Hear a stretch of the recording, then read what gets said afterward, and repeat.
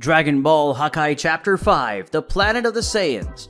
Cooler warns his enemies to prepare to be slaughtered by him, and as he concentrates his energy, Captain Salza's tracker detects the fighting power of 600 billion! And not only that, it was growing even more and more. After concentrating his energy, Cooler tells Salza to try to measure his power with the tracker. Salza in thought says that his lord's power has already exceeded 1 trillion. That was madness. Cooler to the demon says that he could increase his power more, but that level was enough to defeat them. One of the demons says that Cooler's power can be compared to the gods of the celestial world. That was impressive. And the other demon asks if they should alter the master, since that man was no ordinary mortal. But their leader, the white-clothed demon, says that they shouldn't despair. He was just a mortal. It would be a shame if he had to call the boss to deal with him. They would never get promoted that way. It was time for them to show their full power. The three concentrated their power, and Salza detected that their fighting power is growing abnormally, but Cooler watches it all silently. The three complete the transformation.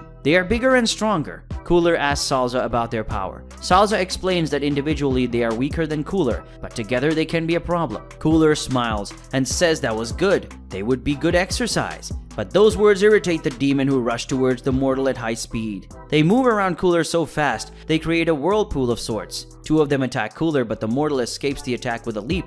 But the leader was waiting for him, and attacks with a blow that could hit Cooler's neck. But Frieza's general is fast and moves to the demon's back, hitting him with a powerful kick, and sends him crashing towards the ground against the other two guardians. The other two jump away, letting the leader hit the ground hard, but Cooler, extremely fast, goes behind one of them and slashes through him with an attack. The demon wonders how he can move so fast. The other demon already came to attack Cooler, but before he could escape the blow, the demon whose body he had pierced with his arm grabbed his arm. He says that he won't let Cooler get away. The demon attacks with a move called Super Demon Fist. Salza yells at his lord to watch out, and Frieza watches with a serious expression. Then a big explosion happens. Salza, who had been knocked down by the impact of the explosion, stands up. He looks at the explosion site and sees through the smoke the silhouette of someone. When the smoke disappears, it is seen that Cooler held the demon's blow with a single hand. The demon is shocked. Did he hold off his attack with one hand? And Cooler mocks the attack. Super Demonic Fist. It should be called Worm Fist. After saying that, he breaks the demon's arm, but the Guardian, even with such pain, uses this as an opportunity to grab Cooler's other arm. So he yells at his boss, who is named Nikki. Nikki from above prepares his claws too, according to him, to tear Cooler to pieces. Salza, desperate for the possibility of his commander's death, asks Frieza to help him, but Frieza doesn't intend to do anything but watch. But the situation is resolved. Cooler doesn't need his arms, he has his eyes, which fire a powerful laser that hits Nikki's chest and knocks him down, which causes the other two fellow guardians to despair. He then addresses the other two creatures holding him, asking if they still haven't realized they were useless. And then, using his finger, he shoots an energy laser that goes through the neck of one of them, which immediately falls. After that, with his hand that is crossed in the other demon, he breaks him in half. Nikki, down, yells for his two companions, who we discover are named Ginger and Sancho. Cooler says he thought that he would be a bigger challenge, and it was a little disappointing, but at least he could have a real fight after so many decades. But Salza is confused. Individually, Cooler's fighting power and the demon's fighting power weren't that different. So the fight would have been much more challenging for Cooler, but instead it was a real massacre. Frieza explains that Cooler is controlling his power so precisely that during the fight he changed his power several times to attack and defend. But the changes were so quick that the tracker couldn't measure it. After saying this to Salza, Frieza in his thoughts thinks that Cooler, despite his short training time, has energy control almost as good as his own. He'll have to pay more attention to his older brother. But the fight isn't over yet. Nikki gets up. He says that they are celestial guardians and they won't be easily defeated. Cooler says that from his point of view, they've already been defeated. He and Nikki can't do anything with that wound and the other two are already dead. But Nikki tells him to watch. The demon begins to concentrate energy and suddenly he pulls the corpses of Ginger and Sancho into his body, which seemed to enter him. After that, an energy surrounds Nikki he was transforming. Salza apparently measures something on his tracker and is completely shocked by the power he saw. Then the transformation is complete and everyone beholds the great demon that was just born. It says that it was the fusion of Nikki, Ginger, and Sancho. Jinisho. the most powerful demon in the world, is born. Everyone is surprised by the twist. Cooler says that they are really powerful and that can be problematic. And Frieza is just surprised that those worms have even more powers. In an instant, Genisho, who was distant from Cooler, appears in front of him, surprising the general. But the demon's punch only hits the ground, destroying it. Cooler is already behind him, preparing an energy attack that according to him would end the fight. But when Cooler fires his attack, surprisingly, an arm comes out of Genisho and defends the attack. Then another arm comes up and grabs Cooler's ankle, and then throws him hard to the ground. With his enemy down, Genisho approaches while showing 2 more arms for the total of 4 arms on his back. And then with his 6 arms, the demon attacks Cooler with many blows. Salza can't stand to see his master beaten up any longer. He decides to intervene before his master and commander dies. But Frieza warns him not to be stupid. At that moment, the demon was releasing a huge amount of energy. If he gets close, he will be killed. Frieza even says that Cooler is his brother and his army's general, and if he can't deal with an opponent like that, he's not worthy of living. When Genisho finishes his attack, Cooler is on the ground, clearly injured. He comments that he has never received such strong attacks in his entire life. Genisho holds Cooler's arms and legs with his extra arms, and lifting the opponent up with his normal arms, prepares an energy attack that would surely kill Cooler. And so he decides it's time for the invader to die. But Cooler calls his enemy a disgusting demon and says he won't forgive him. An explosion happens. Genisho walks away. Cooler is concentrating his energy. Salza already knows what's going on. Cooler is transforming. He is surprised that he will see the legendary transformation of the Great Cooler, and he didn't even know if it was real. Frieza in his thoughts reveals that unlike him and his father, who needed to use containment transformations to contain their powers because they couldn't control, Cooler was different. He was always able to stay in his original form by controlling his powers. But apart from that, he still has another transformation that increased his powers even more.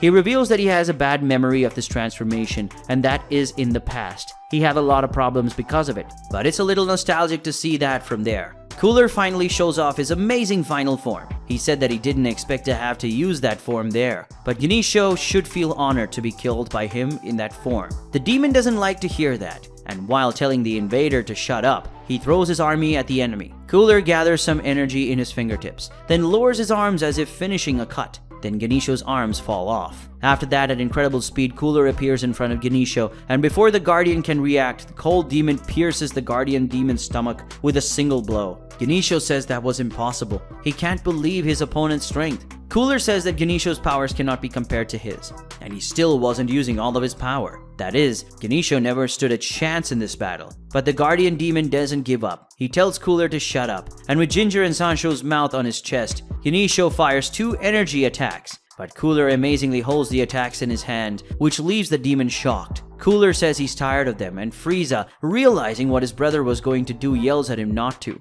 But ignoring his younger brother, Cooler puts the energy attack back from where they came, and then Genisho explodes. A big explosion can be seen even outside the castle. We later see a pillar of energy apparently contain the explosion, and that was done by Frieza.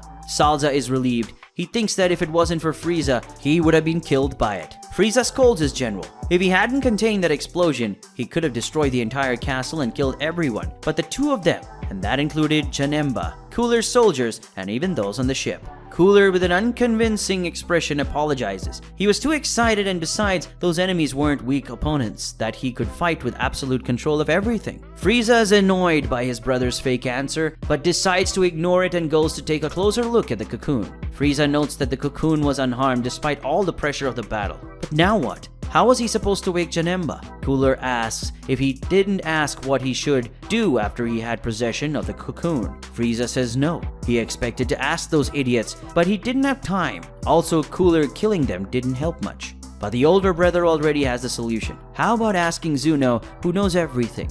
Frieza in his thoughts thinks that Cooler probably killed Genisho on purpose, thinking that maybe they could need to go to Zuno for some reason. Cooler could definitely like to see how to get access to someone who knows everything. After all, information is also power. But no problem, if he keeps his brother under his vision, he won't be a problem. Frieza puts on his face a fake smile and tells his brother that it was a good idea. They will go to Zuno. And after that, they took Janemba's cocoon to the ship and then starts a new trip, this time to see Zuno. Meanwhile, on Universe 6's planet of destruction, Goku is lying on the grass. He's exhausted. The Saiyan god says that even now that he's a god of destruction, there's an abysm between their powers, and she is really tough in her training. Vados tells him not to take all her toughness personally, but he must think on the bright side. He has advanced considerably in his training this month. Goku agrees. He remembers that he could barely control his own body, and his power was so out of control, and trying a single blow, he would cause terrible destruction and even hurt himself. He says he's not perfect now, but at least he can fight without destroying everything around him and losing control. Vados says that although he is controlling his energy a little better, he is still a long way from being able to control 100% of his powers, and there is still a large limit of energy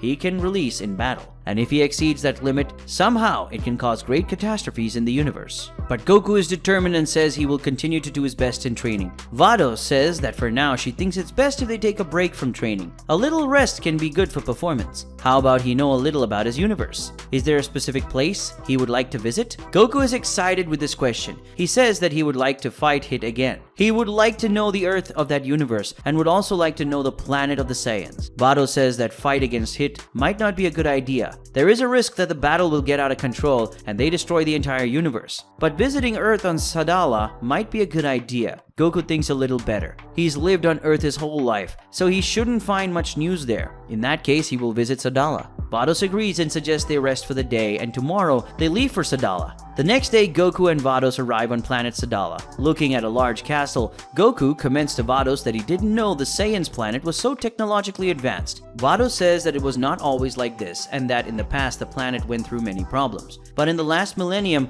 things have changed, and currently Sadala is one of the most important places in Universe 6, if not the most important. Goku asks why they're so important. Vados explains that there are a few reasons, but the main one is that the Saiyans are the most important force of order in the universe. Among all those who provide security and policing services, the Saiyans are the main ones. She tells them that in Universe 7 they have a galactic patrol to do this job. In Universe 6 they have the Saiyans. Goku remembers Kaba mentioning something like that when they first met, about Saiyans being heroes in that universe. A group of Saiyans find Goku and Vados, and noticing their strange look, Goku asks what's going on.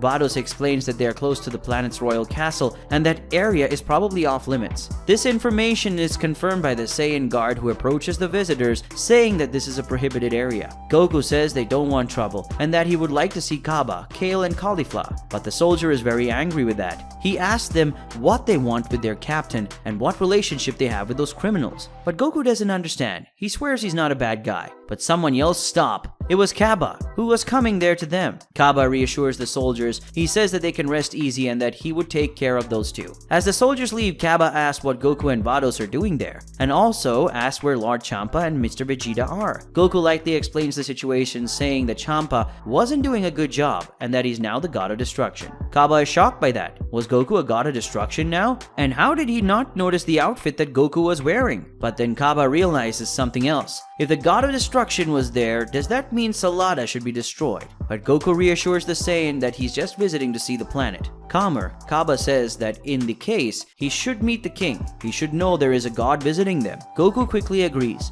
He would love to meet the king. After that, Kaba took Goku and Vados to Sadala's royal castle. In the castle courtyard, they were greeted with respectful greetings from the castle soldiers. Goku noted that Kaba is highly respected among the Saiyans. They treat him with a lot of respect and don't even ask him about him and Vados. Kaba explains that he is Sadala's elite captain, considered the #1 soldier in the king's army. No one but the king himself has more authority in the army than he does. Goku asks about Kale and Caulifla. Aren't they part of the army too? But Kaba scolds the god. He says, do not speak their name, which is a very complicated subject and that he explained later. Even seemingly confused, Goku just do as he says. They follow the castle corridor until they find a door. Kaba warns that this is the throne room. He will first enter to warn the king of their presence. Kaba enters the room when there are some Saiyan soldiers scattered, and in the background is the throne. Kaba addresses those on the throne and says that these are two visitors. They are Vados and Goku, the angel and god of destruction in the universe. The king asks about this god of destruction Goku.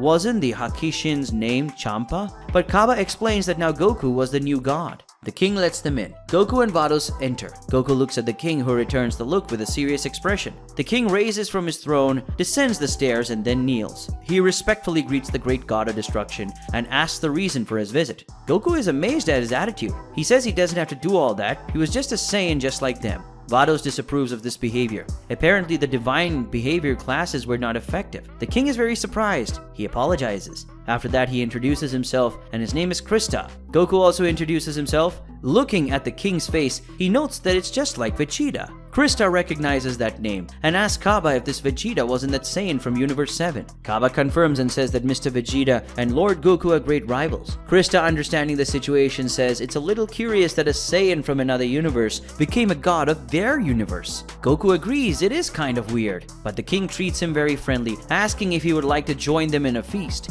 He wants to know more about the Saiyans of Universe 7 and is sure that Goku has a lot of interesting things to tell him. But unfortunately, Goku can't. He's grounded. But a god grounded? Krista is very surprised by that. Who explains the situation is Vados, saying that in one of their trainings, Goku ended up not following her instructions and he lost control of his powers and destroyed a large part of the universe. She needed to go back in time to fix this mess, so she decided to give Goku a punishment. She decided to forbid him to eat for a month. And as he was a god, he didn't need to eat to survive. But mentally, he still feels hungry from having been immortal until recently, so it was the perfect punishment. But Krista is impressed by that. Because of the lack of control, he destroys a large part of the universe? Suddenly, the king makes a serious expression. And then he makes a request. He wants Goku to fight him, leaving everyone in that place completely shocked. What are King Krista's motives for challenging Goku to combat? Who will win this fight? Find out in the next chapters of Dragon Ball Hakai.